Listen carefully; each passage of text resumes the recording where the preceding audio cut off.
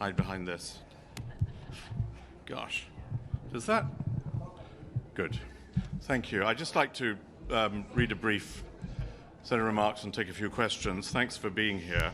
Look, I just had some very good discussions with the Security Council members, both in the open session and then in the consultations. And of course, I'd like to note again and thank the Council for their consistent and unified support. I mean, the Council on Yemen is unified and consistently so, and calling for a UN-led peace process. As you may have heard from the briefing, I believe Yemen has been spared the immediate consequences of the regional escalation thus far. And that's significant, and it is not by chance that that's the case. And it's a result of conscious, concerted efforts to keep Yemen safe and keep him out of the regional tension. And in fact, I believe it's the case that we have witnessed over this period of crisis, the last couple of weeks, one of the quietest periods in the war in Yemen, with the fewest airstrikes. And that doesn't mean to say that any of us are blind to the suffering that millions of Yemenis are subjected to on a daily basis. But what I'm said to the Council, this is an opportunity that shouldn't be missed, and that it reflects a certain aspect of Yemeni desire and Yemeni leadership, and with the encouragement of the international community, we should go forward. So what does that mean briefly on next steps? We need to do a number of things, and we are doing that in our constant discussions. Encourage the relevant parties to continue and sustain the military de-escalation, which, as I've described, is going rather well, but is very fragile, needs to be sustained. Secondly, support continued progress in the implementation of the two big agreements, the Hodeidah Agreement, the Riyadh Agreement. They're both vital. Neither of them should be conditions for a resumption of the political process, but they are of great importance. And then thirdly, a lot of work is going in to build these confidence-building measures, which have humanitarian value in and of themselves, but also intended to build confidence. I referred to the possibility, the probability, the likelihood in the near future of the opening of Sana'a Airport for mercy flights, the release of prisoners, we need to see a lot more of that, and the continuing entry into Hodeidah of the fuel ships. It's vital stuff, but it only happened because of an agreement which we brokered between the government of Yemen and Ansar Allah. And I believe it's the case that about $80 million is sitting in an account in Hodeidah, ready for a contribution to the payment of salaries.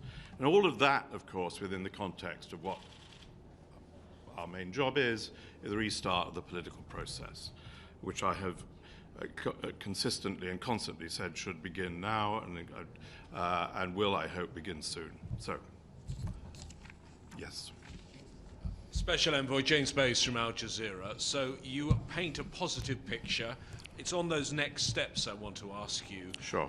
When is the next round of talks? When is Stockholm 2? I don't know if it'll be in Sweden again. And also on the piece of this that sort of has got forgotten, which you just mentioned, which is the exchange of prisoners. You had all those talks in Oman, that was all going to happen, and very few prisoners have been exchanged. Yes, shall I take that? I'll take the second bit first. I've made a secret of my frustration of the fact that we should be seeing prisoners released in the thousands. 6 Saudi prisoners released the other day, excellent, but it's it's nothing like what we wanted to see. We're going to reconvene the committee, I mentioned that to the Council, in the coming days in Amman to address that. The problem in terms of prisoner release is that it's seen as transactional. It's seen as valuable.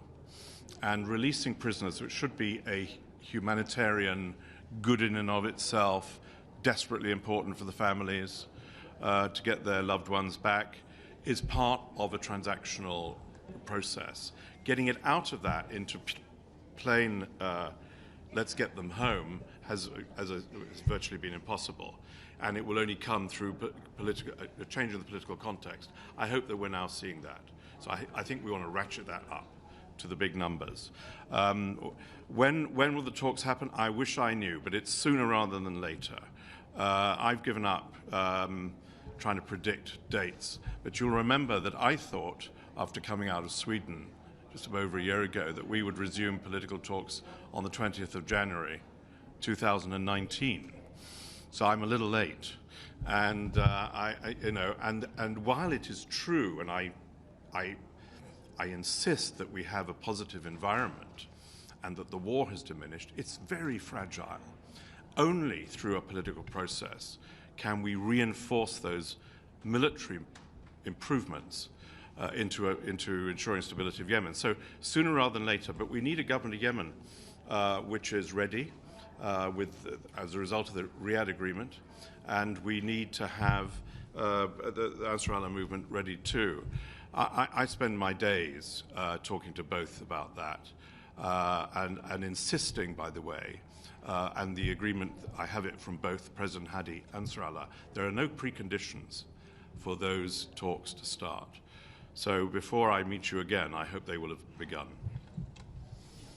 Thank you, Mr. Griffiths. Michelle Nichols from Reuters. You told the Council, and you've repeated here, that this has been the quietest period of the conflict and that thankfully Yemen hasn't been dragged into the regional tensions we've seen. This quiet period from both sides, would you attribute that directly to the death of Soleimani?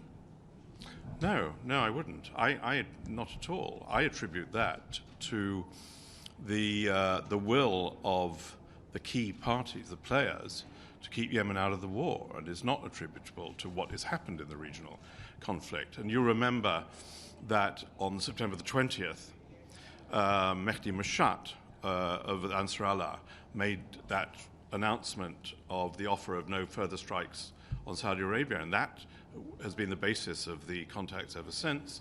And from there, we have seen the reduction in the war. And what the relevance, I think, of the regional tension is that this reduction has survived any regional tension. It's not resulting from it.